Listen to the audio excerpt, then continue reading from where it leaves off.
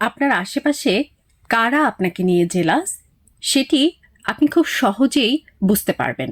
এই ৩টি আচরণ আপনি তাদের মধ্যে দেখতে পাবেন। ১, যখন তারা আপনার প্রশংসা করবে সেই প্রশংসায় আপনাকে খোঁচা মেরে কথা বলবে, অথবা আপনাকে ছোট করে কথা বলবে, কিংবা আপনি কষ্ট পান এমন কথাগুলোই কিন্তু তারা বলবে। যেমন ধরুন, আপনাকে বলল, তুমি তো অনেক সুন্দর, দেখতে স্মার্ট, কিন্তু তোমাকে সাজলে ভালো লাগে না।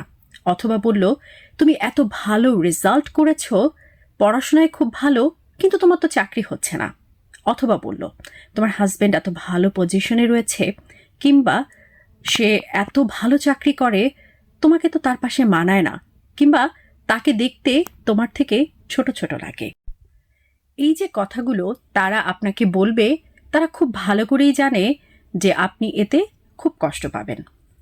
এরপরে নাম্বার ২, এই ধরনের মানুষরা আপনাকে পয়েন্ট টু পয়েন্ট কপি করবে। আপনি কি করছেন, কি ব্যবহার করছেন, কিভাবে কথা বলছেন, কিভাবে চলাফেরা করছেন, কিভাবে ছবি তুলছেন, কাদের সাথে মিশছেন, অথবা কোন ব্র্যান্ড আপনি ব্যবহার করছেন, সব কিছুই আপনাকে কপি করবে।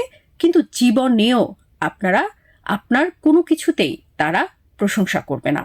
অথবা তারা আপনাকে কখনো বলবে না যে তোমার এই ড্রেসটা কিংবা এই ব্র্যান্ডের যে তুমি জিনিসটা কিনেছো সেটা খুব ভালো হয়েছে। বেসিক্যালি তারা আপনার অনেক বড় ফ্যান। তারা আপনাকে কপি করবে, আপনি যা করবেন তাই করবে, কিন্তু সেটা নিঃশব্দে, মিউট অবস্থায়।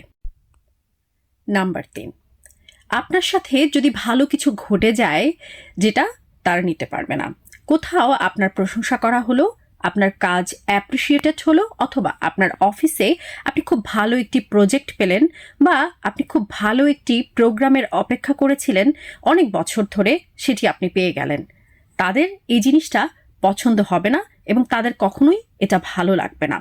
সেটাকে তারা নষ্ট করার জন্য যা যা করার দরকার সবই করবে।